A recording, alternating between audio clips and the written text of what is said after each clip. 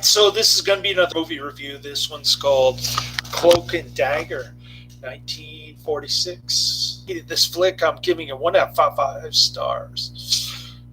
This is going to be another Fritz Lang flick.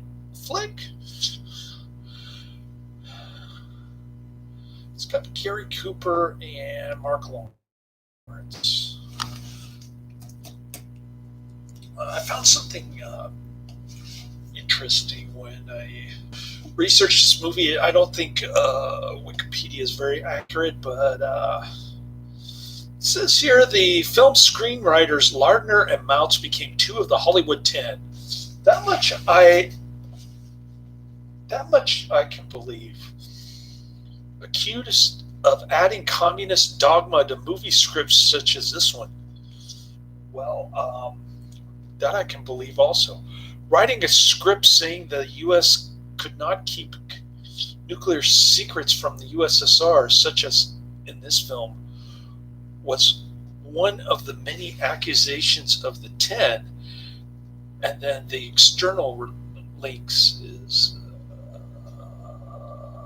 page 101, Callan, David, The Strange Case of Dr. Mabuse, 2005, McFarland. What? Okay, I'm thoroughly confused now. Wikipedia's saying I didn't see any of that in the film. There was a stupid thing that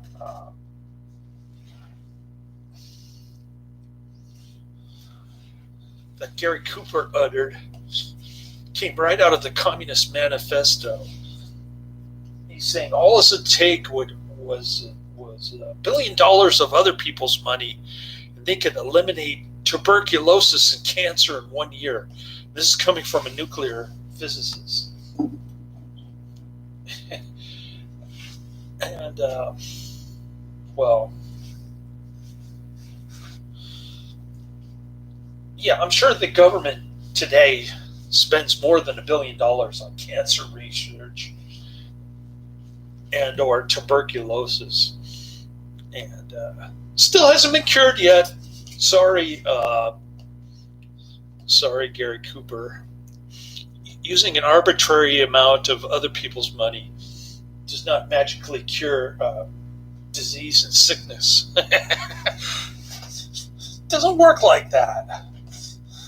But just look at how many years this stupid scandemic,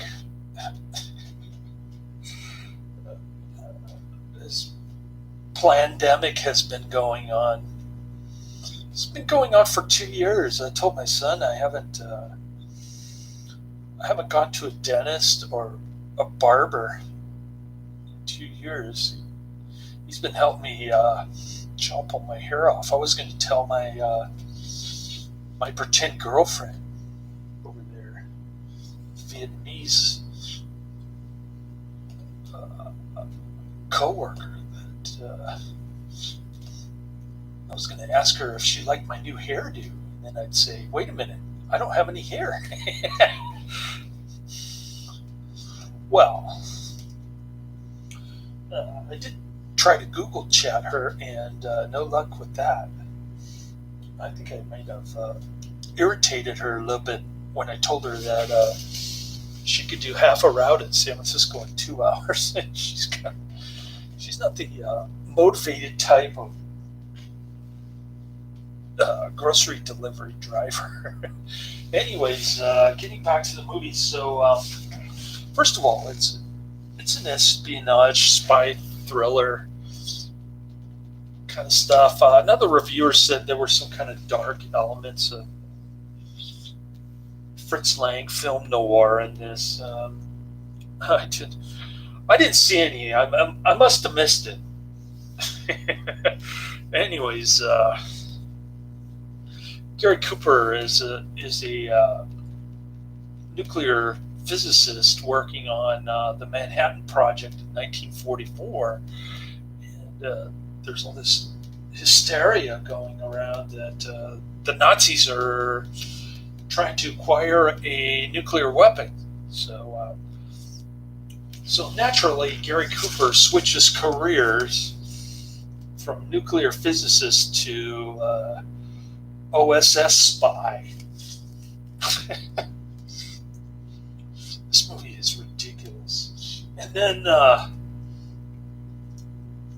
how he trained himself to make such a radical career change is beyond me. But I guess his patriotic duty made him do it, similar to my grandfather, who volunteered in World War II. Anyways, I couldn't understand this movie. Anyway, I'm going to try to explain the plot, or the supposed plot. Okay, so I know Fritz Lang is a big time German anti-Nazi guy. He escaped Germany because he couldn't stand living under Nazi government, which is understandable. I'm not saying that I wouldn't have done the same thing. I probably would have been more like Sophie Scholl. Start handing out anti-Nazi leaflets and then go to court and be sentenced to death. That's my kind of hero right there, Sophie Scholl, which is another great movie.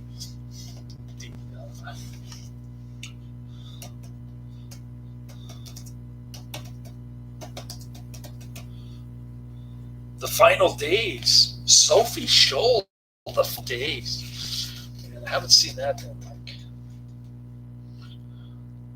when did that come out? It's been about 7 years since I've seen that. Anyways, I found Torso on YouTube. I didn't find Under Siege 2. Well, I sort of found it. YouTube wanted me to charge me money for it, though. I said, forget it. I'll pass.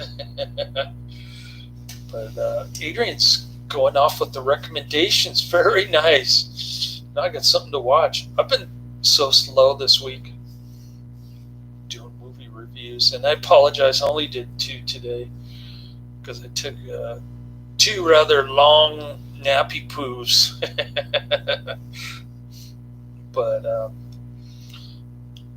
where was I before I got distracted?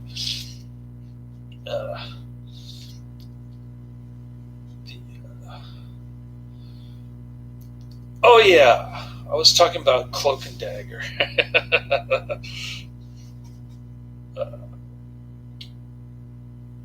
Gary Cooper changes careers from nuclear physicist to OSS spy. So he goes to Switzerland to meet this lady who gets captured and killed by the Nazis. And then he goes to Italy, I think,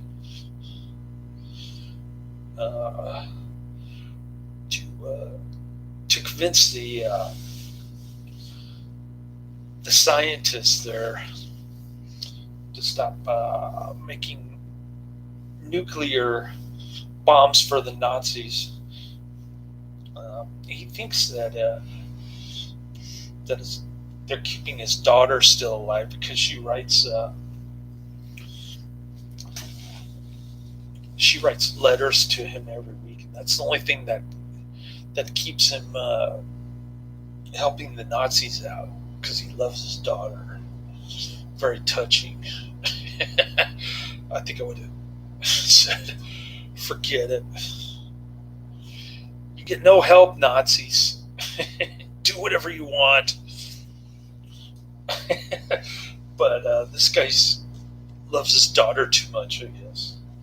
He wants to make a sacrifice. Okay. Everybody's different. I'm not going to judge. But he's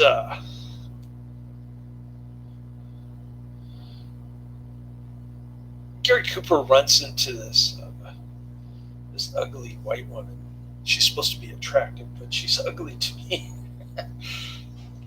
I guess he's attracted to her because she's got a nice figure. Men of War. All right, I'll go check it out. Karate Man back in the chat room. This time a little late, but nonetheless, coming down with the recommendations. He uses a bazooka. Cool. That must mean that there's an explosion at the other end. We like explosions. Dolph Lundgren. We like Dolph Lundgren on this channel. The Dolphster. Let's see if I can find it on Netflix.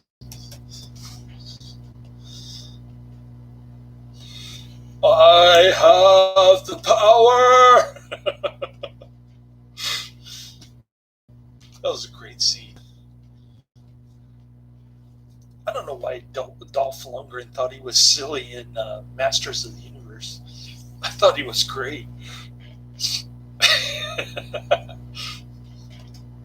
What's this one called? Men of War?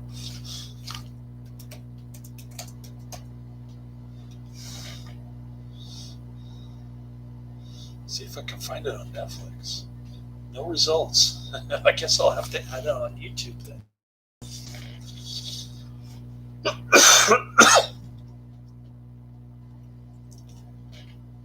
The Punisher I have on Netflix. At least I think I do. I gotta look up all this stuff. You and Adrian make me look up all this stuff. All these things that I never heard of. Yeah, Dolph Lundgren is great. We love Dolph Lundgren here.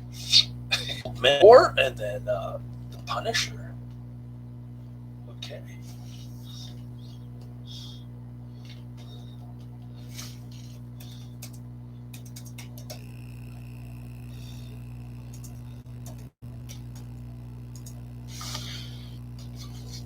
Let's see what we got.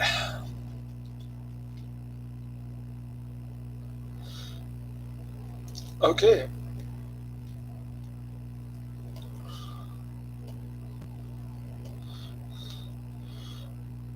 Okay, we got Men of War and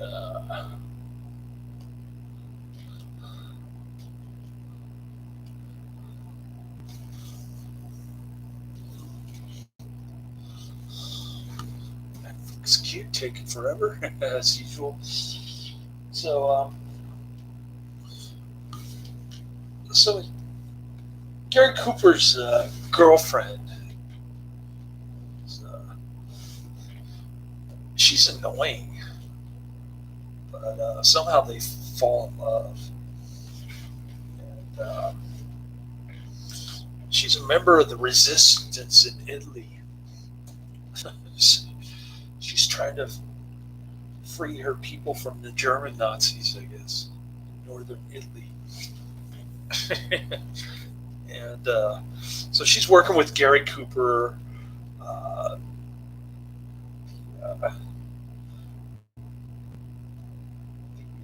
The scientist who's helping out the Nazis get a nuclear bomb. So he thinks he's going to meet his daughter, right? I've got The Punisher 2004. Is that the one? No, that's with John Travolta. That's not it. Oh, here it is. Punisher 1989. Dolph Lundgren. I got it number 283 on my Netflix queue.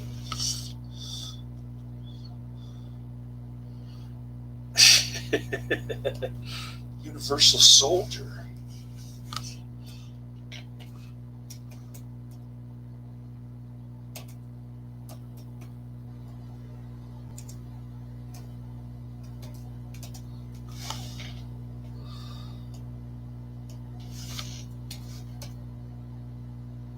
Universal Soldier I have on my Netflix queue. Jean-Claude Van Damme, Don Lundgren. Dolph Lundgren, sorry. 281. And then I've got Universal Soldier, The Return, with Jean-Claude Van Damme, number 282. So I've got Universal Soldier, The Return, and Punisher. All three of them on my Netflix queue, 281, 282, and 283. Oh, it was filmed in Australia in 1989 before the COVID dictatorship, the concentration camps. All right, cool. So I think you mentioned those movies already to me before because I had them on my Netflix queue from like a year ago. All right, Cloak and Dagger. What else can I say? Oh, so Gary. Okay, so they bring this the scientist dude who's helping the Nazis build an atomic bomb, and they don't bring her daughter. They bring like a Nazi person who says that her daughter's dead, and her handwriting is easy to copy. So that dude got suckered big time into helping the Nazis. He thought his daughter was writing it, but it was somebody else. And then the Germans start firing on the house that they're in. So Gary Cooper and his girlfriend, the scientist, escape. But the scientist is all old and banged up. He can't walk very well, so they carry him. And that's pretty much the movie.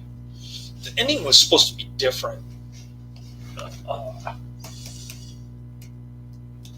What was I reading about the ending to this? It might have been a better movie if they had just left the ending. But like I said, they had the communist screenwriters who were blacklisted later on for good reason, I'm sure. And missing final reel. So Lang planned the film had a different ending. Gary Cooper leads a group of paratroopers into Germany to discover the remains of an underground factory, the bodies of dead concentration camp workers, and evidence the factory was working on nuclear weapons.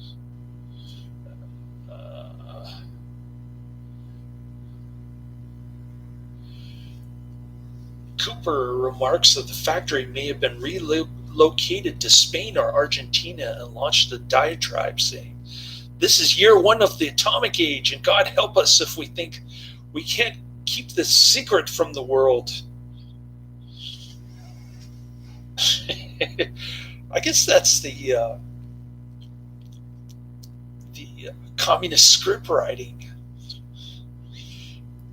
saying the U.S. could not keep nuclear secrets from the USSR, which is the missing final reel. Now it makes sense to me. They're talking about the missing final reel, the communist diatribe from Gary Cooper. And it's funny, too, because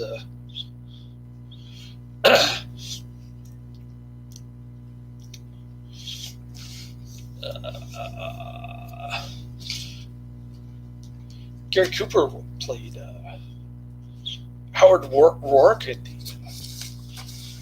the Fountainhead with Patricia Neal. What a contrast. I've got DOA next, the 1988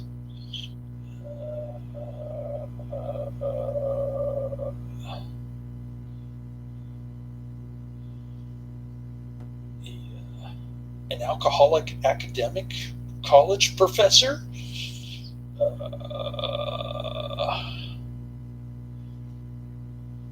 discovers he only has a few days to live after being poisoned. That's DOA. And then I'm in the middle of watching Desert Heat. I'm going to try to get through these as fast as I can.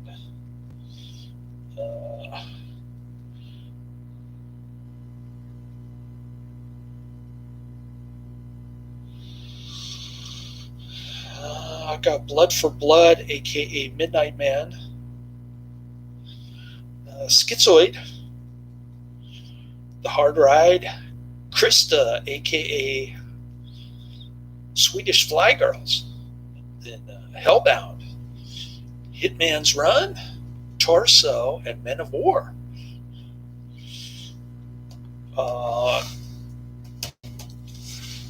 Let's check my Netflix queue, see what's coming from Netflix. I'm going to try to get through these quicker.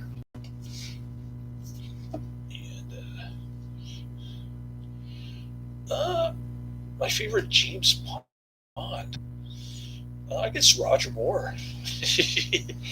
I don't like Sean Connery that much. I don't know why.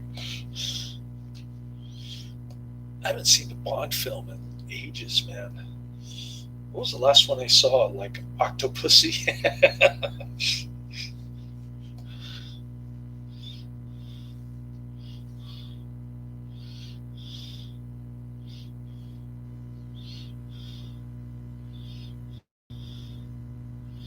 Let's see what we got coming down the pike from Netflix, because I'm sure Adrian will ask after he's done having another beer. What's the country that gets drunk the most? Isn't it Australia? Like people get drunk like 38 times a year or something in Australia. I guess it's a national pastime.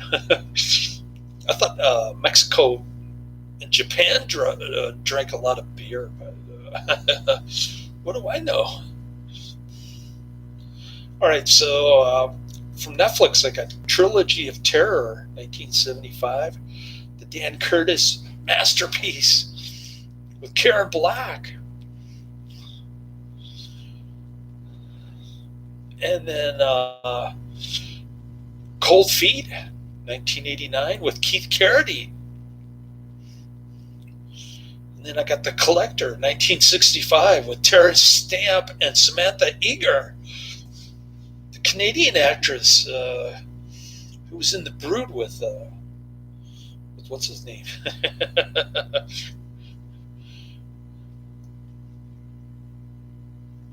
Anyways, that's what I got coming from Netflix. Does that answer your question? The Quest.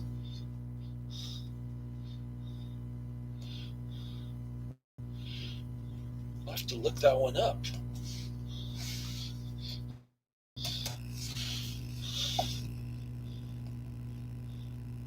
Yeah, sure give me a lot of recommendations. Adrian can't keep up.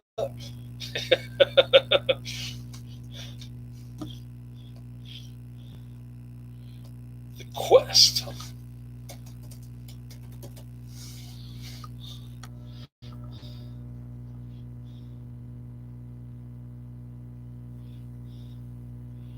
Ah, this one's on Netflix, 1996.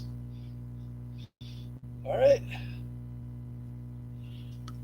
I'm going to add it to my Netflix queue. Cool. So thanks for the recommendations. As always, I found a couple of them anyway. And nice chat with you, mate. Good day, mate. All right. I guess I'll watch DOA tomorrow. Try to get through it. And then I'll get back to Desert Heat unless I get my other Netflix DVDs sooner than that. Oh, we'll see how that goes.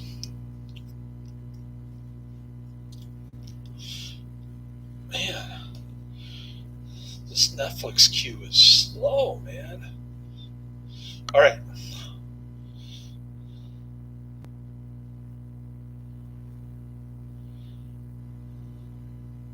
So I'm going to delete The Color of Money. I'm going to add The Quest. I keep saying that I'm going to delete The Color of Money, then I'll add it back next week. Then I ended up deleting it again next week and adding it back the following week. All right. Come on. All right. The quest. Yeah. I'm going to go through a lot of Jean-Claude Van Damme films before I die. Thanks to Karate Man.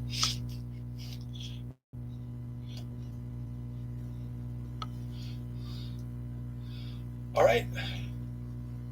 I added it to the position number 500. Yeah, Adrian can't compete with you, mate. You've got a corner in the market when it comes to telling me what to watch, which is cool. I enjoy many of them, so thanks for that. Cool. Well, I'm going up over 25 minutes on this video, so I better cut it off. But nice chatting with you, mate. Laters.